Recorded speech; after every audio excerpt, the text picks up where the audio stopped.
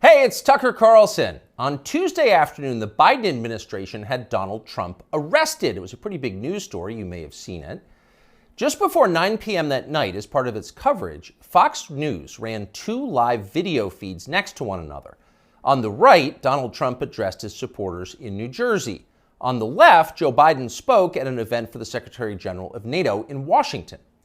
Beneath those videos at the bottom of the screen, Fox's banner read this way, quote, "Wannabe Dictator speaks at the White House after having his political rival arrested."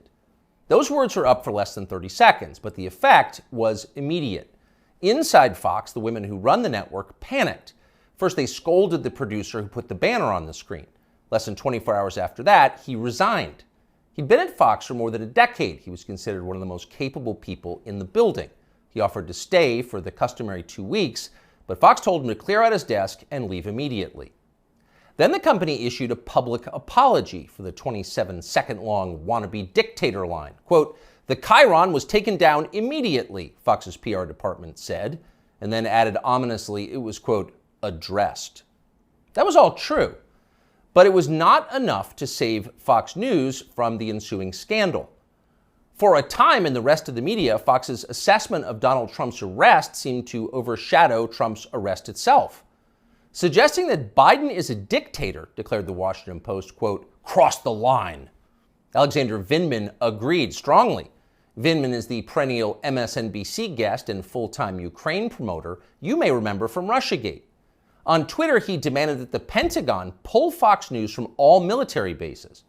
It is, quote, "absolutely unacceptable for American Forces Network to carry programming that directly, spuriously, attacks the commander-in-chief of American Armed Forces," Vindman wrote. In other words, Joe Biden must ban all criticism of himself because that's what non-dictators do. John Cusack went further still. "For the crime of calling Biden a dictator, Fox should be shut down," wrote the 80s-era movie star. Quote, "the government has to take away their broadcasting license." And so on. It was all over the internet. Democrats were very, very angry. But why were they angry? If the banner on Fox was false, why the hysteria? Lies don't seem to bother anyone anymore. If some cable news producer had called Joe Biden a genius or accused him of being secretly Sudanese, would anyone be yelling about it? Would Fox News have apologized for it? Probably not. But calling Joe Biden a wannabe dictator, that stung. So you've got to wonder, if you're being honest with yourself, is Joe Biden a wannabe dictator? That question came up yesterday at the White House briefing.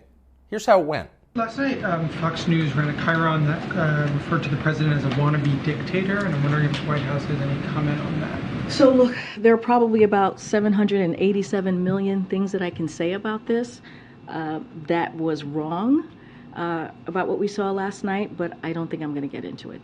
There's no comment the White House has on. I think I just commented. Oh, no comment necessary. Of course Joe Biden's not a wannabe dictator.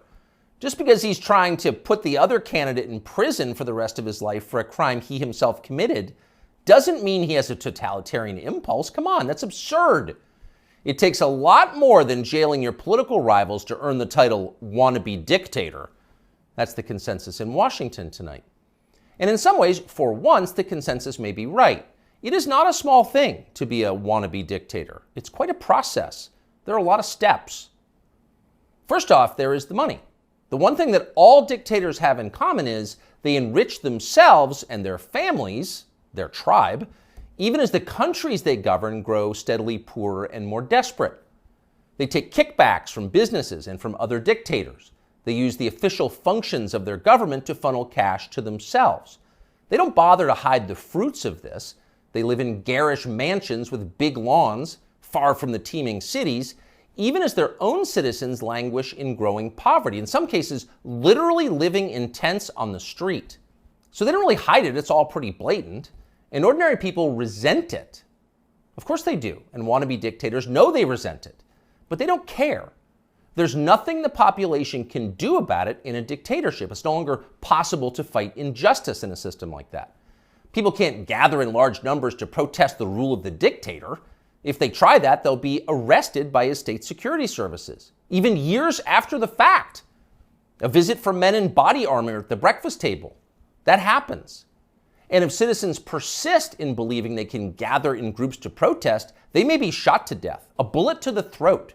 And then, just to make the humiliation complete, to make the lesson gin clear to everyone else watching, their relatives can be arrested for daring to complain that their children were killed for complaining. That actually happens in some places. Ask Ashley Babbitt's mother. Here she is in handcuffs. You're arresting Ashley Babbitt's mother. You murdered her inside the Capitol, now you're going to arrest her? Come out of there. 101, have a transport response. Sidewalk. So don't be like Ashley Babbitt's mother, much less like poor Ashley Babbitt. She's dead now. That's the message a wannabe dictator would send. And by the way, it's not just public protest that would be banned in a dictatorship. You wouldn't be allowed to complain from your own home. Unauthorized opinions expressed on the internet would be censored. Go too far, press too deep, tell too much truth, and they'll just erase your opinions. They have no choice, really. It's a matter, as they say, of trust and safety. You must trust the leader, or else you will jeopardize his safety. Not that you really can jeopardize his safety at this point. The leader has nuclear weapons, and you don't. He'll remind you of that from time to time. And in any case, you're in the process of being disarmed anyway, along with everyone else who has shown questionable loyalty to the leader. Those who support the regime can keep their weapons and use them freely, including on public transportation.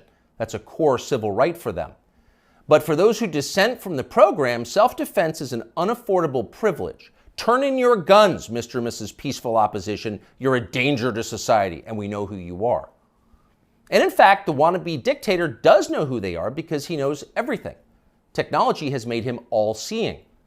A report in Wired magazine just this week revealed that the highly non-dictatorial Biden administration is busy tracking the phones of millions of Americans without their knowledge and without bothering to get a warrant.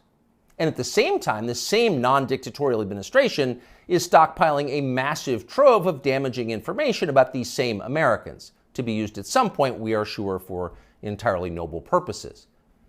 So the administration now knows everything: where you spend your days, who you talk to, what you think, your porn habits. Not a big deal. The administration already knows what you buy, of course, because they've leaned on the big banks to turn over your confidential credit card information. Not because anyone here is a wannabe dictator, to be clear, but just because. It's nice to have that information, just in case, in the words of the Fox News PR department, a situation arises that needs to be, quote, addressed. It's all totally normal. It's not a dictatorship, okay? But in the end, the main reason you know Joe Biden is not a wannabe dictator is because he just does not fit the profile as a man. Dictators have that look. You know one when you see one. Dictators build cults of personality around themselves, and they use those cults to deny the glaringly obvious. In his later years, to name just one example, North Korean dictator Kim Il-sung developed an enormous baseball-sized tumor on the back of his neck. It was huge. It was grotesque. It was right there. You couldn't ignore it. You couldn't possibly not see it. But in North Korea, state media did ignore it. They pretended it didn't exist. And so, in some important sense, it didn't. If a tumor grows on a neck but no one acknowledges it, is it really there? Thankfully, nothing like that is happening in our country or ever will. If Joe Biden ever developed some profound physical or medical problem that was obvious to everybody, journalists would say something. This is not North Korea. We don't have state media here. If Joe Biden was, say, incapable of completing a full sentence, or mistook his sister for his wife, or suddenly started falling down in public for no reason, the New York Times would report on that and then get to the bottom of what was actually happening. That would be its duty in a free country like ours. It's not like they would cover it up. The very idea of a cover-up sounds like a conspiracy theory, a dangerous one, actually, so stop it. And by the way, if Joe Biden was a wannabe dictator, he'd have the family to match. All dictators do. Saddam Hussein had Uday and Qusay. They were princelings who lived above the law, indulging their most decadent fantasies with total confidence they would be never held to account by the police. As the sons of a dictator, they knew they could do exactly what they wanted, and so that's what they did. There's no one like that around Joe Biden. He doesn't have weird sex scandals at the heart of his family that no one in the media will ever talk about. He doesn't have a ne'er-do-well former nightclub-owning brother who's made a living for 30 years by being related to him. Not at all. That's dictator stuff. Joe Biden doesn't award ridiculous inflated titles to his relatives that the media are then required to take seriously.